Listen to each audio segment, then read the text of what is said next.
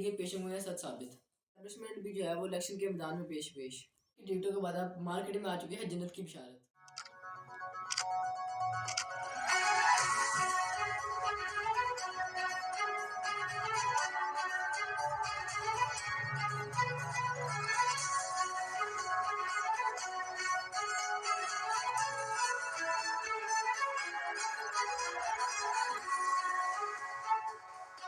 अस्सलामुअलैकुम नाज़रीन, आप देख रहे हैं प्रोग्राम अफेयर्स वेव और मैं हूं आपका मेज़बान मोहम्मद उमर।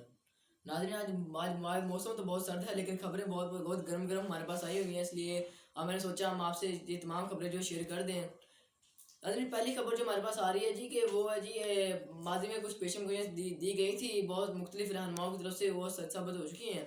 ये भी आप शेयर करेंगे। इसके अलावा जी अब मैंने ये बात अपने शायद पिछले प्रोग्राम में की, वो नहीं पहला जब मैंने प्रोग्राम स्टार्ट यानी प्रोग्राम अफेयर्स में मैंने स्टार्ट किया था, उसमें मैंने बात की थी कि जो स्टैब्लिशमेंट है उसको भी इलेक्शन में थोड़ा अपना हिस्सा जो है वो डालना चाहिए। तो अब वो भी जो इलेक्शन में उनके जो एक मेंबर हैं उनमें से वो इलेक्शन में खड़े हो चुके हैं। ये भी आप शेयर करेंगे वो कौन है। इसके अलावा जी अब जनरल की टिकटें हमें मिल चुकी थी पहले, लेकिन अब जनरल की बिशारत भी हमें दी जा रही है वोट डालने पे। वो किन साहब को वोट डालने पे मिल रही है, ये भी आपसे हम जरूर शेयर करेंगे। लेकिन उससे पहले मेरी आपसे दरख्वास्त है, अगर आप मेरे चैनल पे आए नहीं तो मेरे चैनल को लाजमी से सब्सक्राइब करें और बेल आइकन को प्रेस कीजिएगा ताकि मेरे आने वाली हर नई वीडियो सबसे पहले आप तक पहुँच सके। नाज़रीन, प्रोग्राम का आगाज़ करते हैं सबसे पहले पेशेम गोइयों को लेकर। जी पेशेम गोइयाँ सबसे पहले हम बात करेंगे जी फैजल हसन चौहान साहब की। उन्होंने एक बात कही है जी कि अब जो इलेक्शन लड़ेंगे पीटीआई की तरफ से रहनुमा जो लड़ेंगे इलेक्शन, अब पीटीआई के उनके पास बल्ला तो रहा नहीं है। इसके बाद फिर भी जो उनके यानी उनके हम कह सकें उनके उनके साथ साथ जो दे रहे हैं उनका उनमें से आज़ाद उम्मीदवार के तौर पर इलेक्शन लड़ेंगे।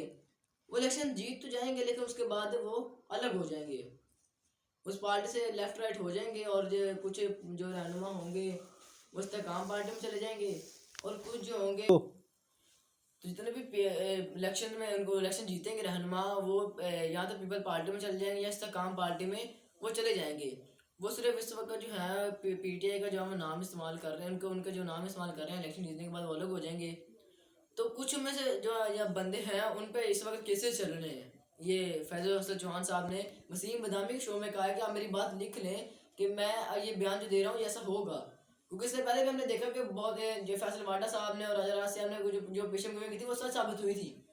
अब फैजल हसन चौहान साहब ने वो जो उन्होंने कहा है कि जी अब जो बंदे हैं ना वो इलेक्शन लड़ रहे हैं, उनमें केसेस चल रहे हैं जो कि केसेस के बावजूद इलेक्शन लड़ेंगे।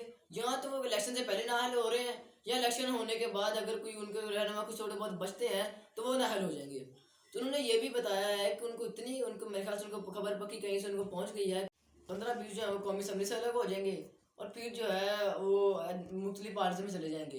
अब नाज़रीन, जो पीपल पीटीआई की तरफ से इलेक्शन जो उनके बंदे हैं वो इलेक्शन लड़ रहे हैं वो तो बस वही है जो नॉर्मल है, जिनकी पहले बात हो चुकी है जी हम इलेक्शन जो है वो जीतने के बाद जो हम अलग हो जाएंगे।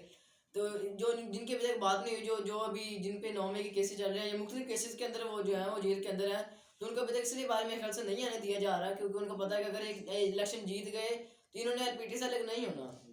वो शख्सियत में बस शाह महमूद कुरैशी हो गए, इसके अलावा इमरान खान साहब भी हैं क्योंकि वो तो पीटीआई के चेयरमैन है।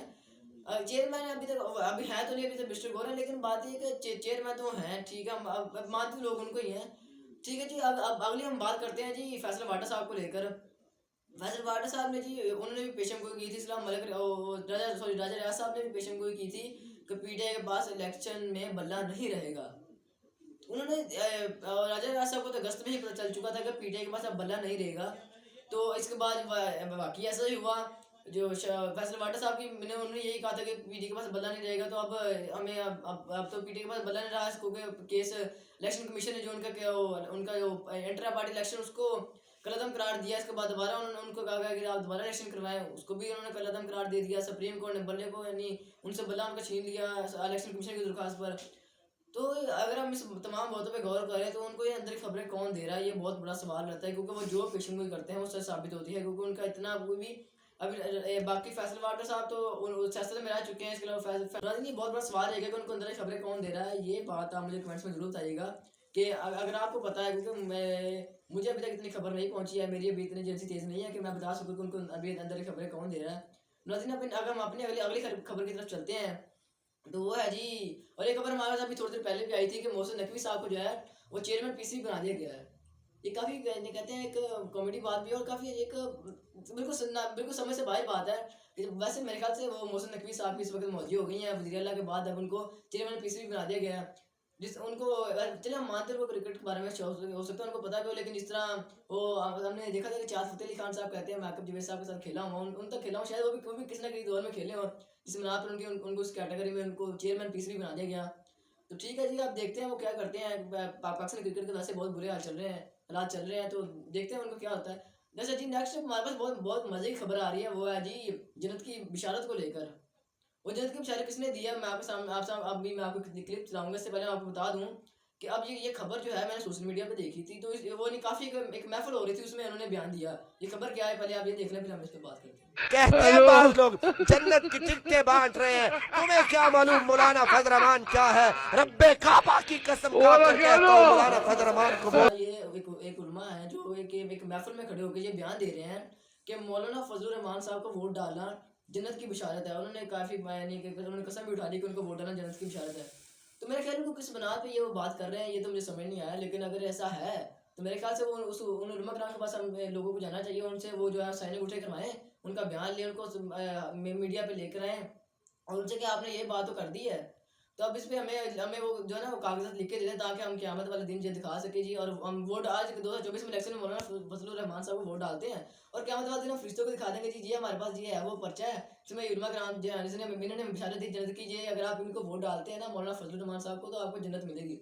इस बिना पर शायद हमें जन्नत मिल जाए, क्योंकि वैसे तो अब हम लोग तो हमारे माल ऐसे नहीं है कि हम जन्नत में जा सके, लेकिन हो सकता है कि इतनी वैसे यार बात है हैरान कुन है कि एक जो आम आदमी है उसको वोट डालने से हमें जन्नत की बिशारत मिल रही है। तो इससे बड़ा मेरे ख्याल से पाकिस्तानी के पास कोई मौका नहीं है। मेरे ख्याल से अब पाकिस्तानी को चाहिए कि वो वहाँ उन उलमा से रब्ता करें, उनसे साइन अंगूठे वगैरह करवाएं और खुद जन्नत का सुनहरी मौका पाएं। और चलिए खैर छोड़ते हैं जी, अपनी नेक्स्ट बात की तरफ आते हैं कि एक हमारे कर्नल साहब जो हैं, बहुत अच्छी बात है कि वो इलेक्शन में खड़े हो गए हैं।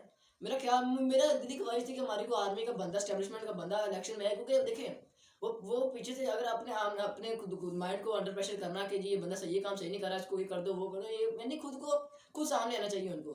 मेरा ख्याल है कि हमारी एस्टेब्लिशमेंट को एक पार्टी बनानी चाहिए यार वैसे, क्योंकि उनसे बेहतर कुछ ऐसा नहीं कर सकता, क्योंकि हम हमारे जितने भी सियासतदान हैं वो वैसे नहीं है कि उनको उस काबिल होकर मुल्क को संभाल सकें। ये आपके सामने एक पिक्चर आ रही है, ये साहब है जी, ये मैं इस वक्त इलेक्शन में खड़े हैं, तो मेरी इनके काफ़ी शान विकट है, तो इनको वोट डालना चाहिए, क्योंकि अगर ये कर्नल साहब इलेक्शन जीतते तो हो सकता है मुल्क को बहुत बहुत फ़ायदा हो।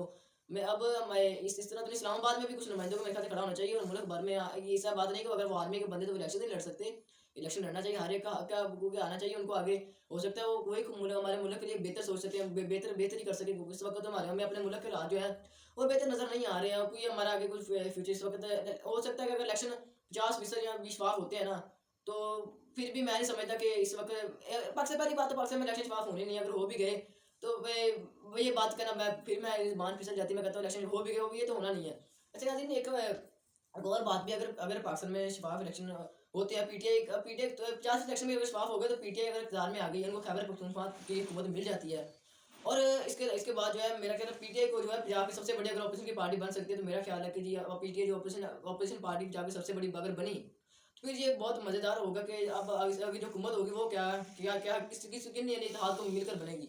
मैं ये बात तो कहता हूँ यार, अगर अगर हुकूमत आए ना, चाहे वो नून लीग की हो, पीपल्स पार्टी की हो या पीटीआई की हो, वो इत्तेहादी हुकूमत ना हो, वो एक ही पार्टी हुकूमत और एक ही पार्टी का यानी एक मेन बंदा जिसको हम पता होगा कि अब ये हमारा वज़ीर आज़म है, जो कुछ मुल्क के हालात अगर बिगड़ते भी हैं सही बोलते हैं, उसका क्रेडिट उसको जाना चाहिए।